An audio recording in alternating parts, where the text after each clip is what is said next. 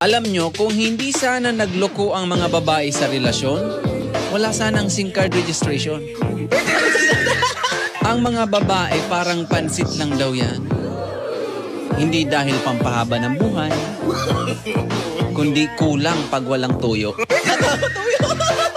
Ngayon ko lang na-realize, kaya pala nauso ang kasabihan na ladies first.